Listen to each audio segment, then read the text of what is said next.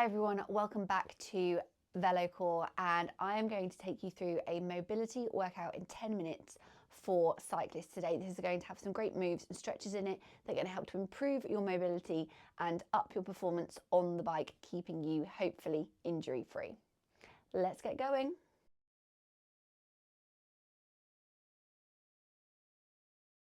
I'm now going to take you through a 2 tennis ball massage on the upper back. So you're going to need 2 tennis balls and then either a sock or I've got a sunglasses case. I'm going to pop the balls into the sunglass case. You can obviously pop these into your sock if you're using a sock. You need a little gap in the middle that you can kind of get your fingers in between the balls.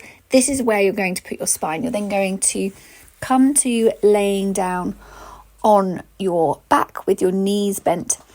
And the 2 tennis balls are going to go on either side of your spine under the upper back. You're going to use a pillow to support your head, and you're going to bring your arms across your chest. And then we're going to hold this for 20 to 30 seconds per sore spot to roll the ball up and down to different sore spots. You're going to just push the weight into your feet and gently roll up. So we're not putting a lot of weight onto the ball, or you can just move the ball with your hands if you prefer.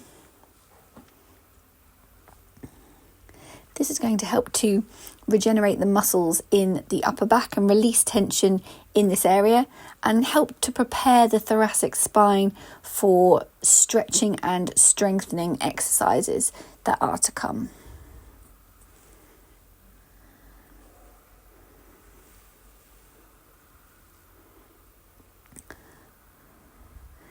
Going to do this for a total of around 2 to 3 minutes. So this is another video where you're just going to need to hit the pause button and do it for the time that works for you, and then come back into your rest pose.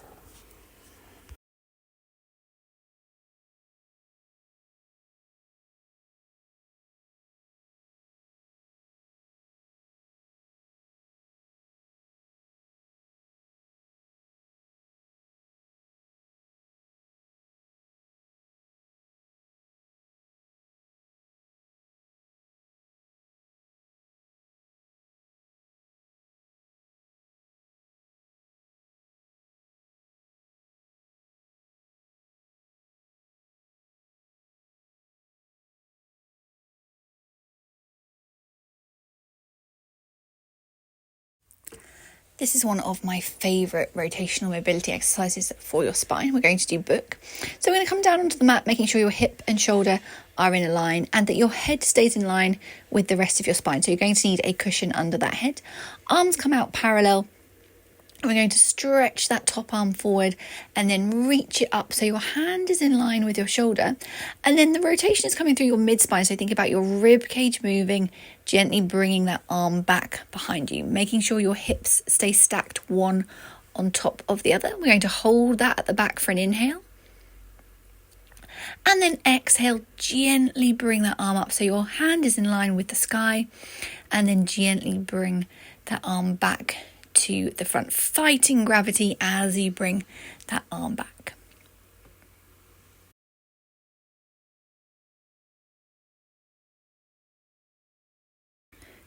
Every time you rotate back, you can either leave your head facing forward or you can take your hand with you. It's entirely up to you.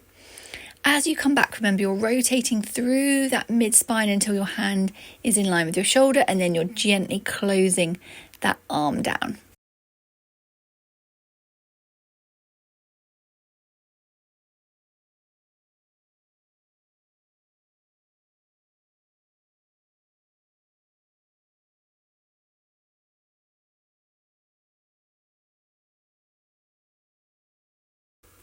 You should get a nice stretch across the chest as you bring that arm back behind you.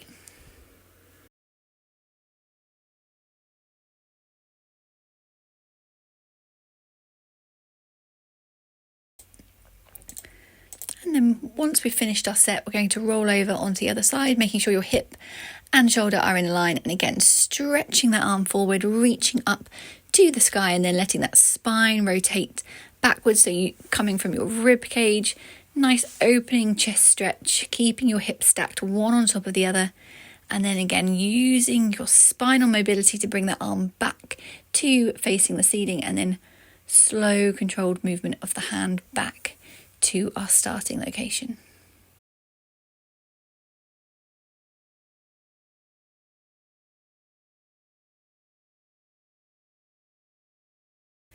Making sure your shoulders remain relaxed, so don't bring your shoulder up towards your ear as you rotate back. Keeping your knees glued together. So the rotation comes through that mid-spine, and we're going to exhale, engage your core and rotate back, making sure that you're using those core muscles to stabilize the movement.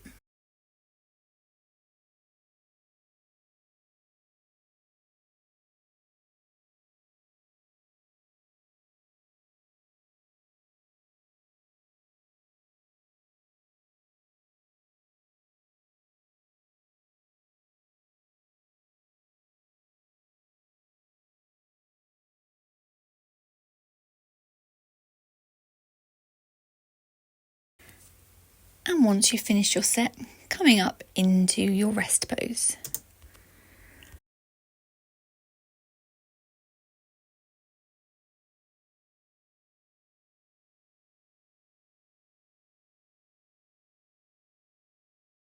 I'm now going to take you through a clam, which is a great exercise for building strength in your glutes.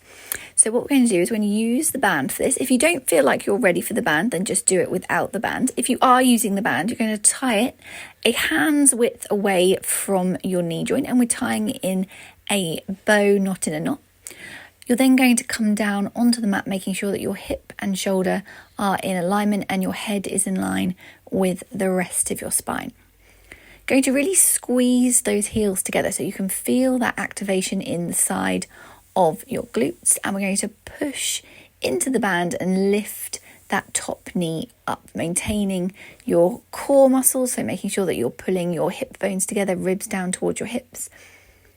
We're going to hold at the bottom for an inhale and then exhale, push up into the band, hold at the top for an inhale and then exhale, gently lower. If you haven't got the band, you can place your hand on top of your leg and use it as a bit of resistance to push up into.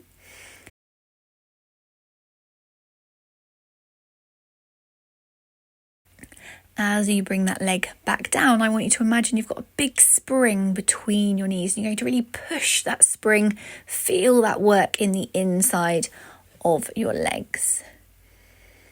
Keeping your heels glued together, keep squeezing them. That's going to help to activate the side of your glutes.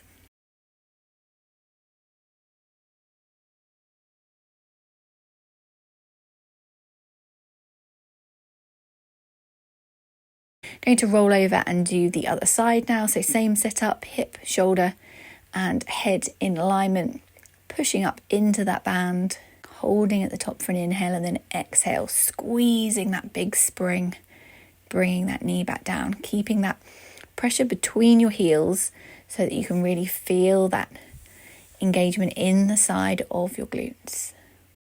And one of the main reasons that we really want to improve the strength of our glutes is they produce 27% of the power when you're pedaling, but a lot of cyclists don't fully utilise these muscles. So it can mean they're not as strong as they should be, and you could get more power out of your pedal revolution if you engaged your glutes and made them work a little bit stronger.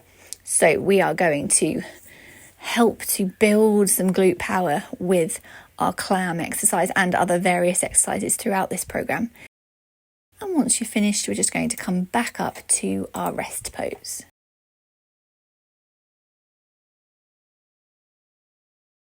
We're now going to go through swan dive with swimming arm circles. So what we're going to do is we're going to lay down on our front, turn those toes in so that lower body stays switched off, engage your core, and then we're going to gently bring your head, neck and shoulders up off the floor, raise the arms, bring your hands in front of your head, and then do a big swimming circle. So a little bit like you're doing a breaststroke type arm.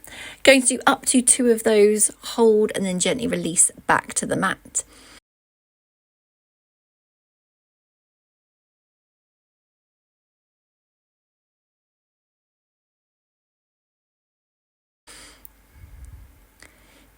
This is really good for building strength in your upper back.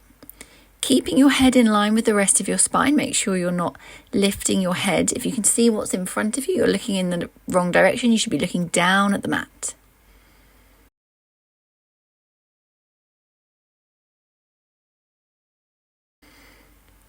I'm just going to show you from a different angle as well.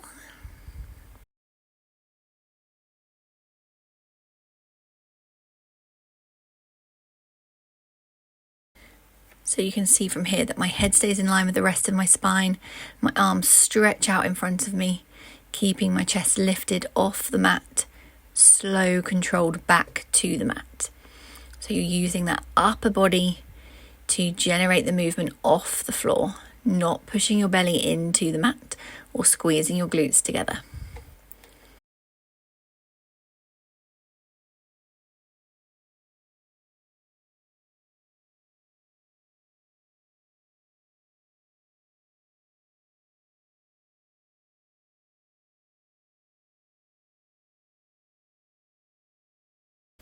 Once you finish, pulling back into your child's pose for 20 seconds and then coming back to your rest pose.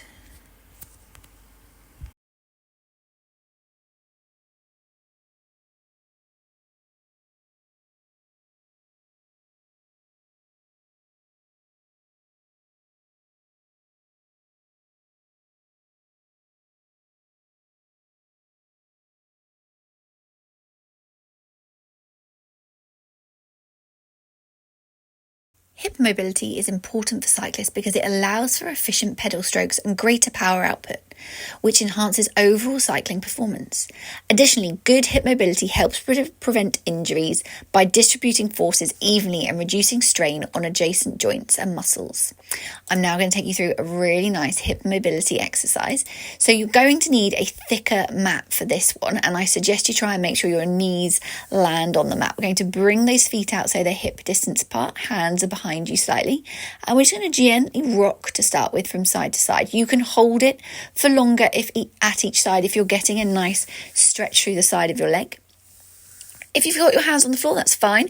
Just make sure you're not leaning your weight back onto them. If you are, just bring your hands up off the floor.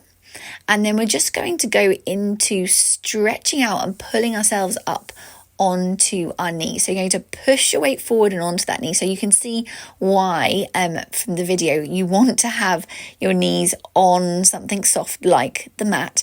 The knee on the floor is always really uncomfortable and it's not going to do your knee joint any good. So make sure that your knees are on the mat. This is also fine if you're on a carpet, that would be okay. And then once we have finished our set, we are going to come back into the rest pose. Thanks for joining my mobility workout for cyclists today. I hope you found it beneficial. If you did, give it a like and subscribe to my channel for more videos that will help you to ride further, faster and for longer. If you enjoyed this video and you would like to learn more about how Pilates and corrective exercise can help with your cycling performance, head over to velocore.co.uk to learn more about my strength and mobility training app. Thanks for joining me, guys.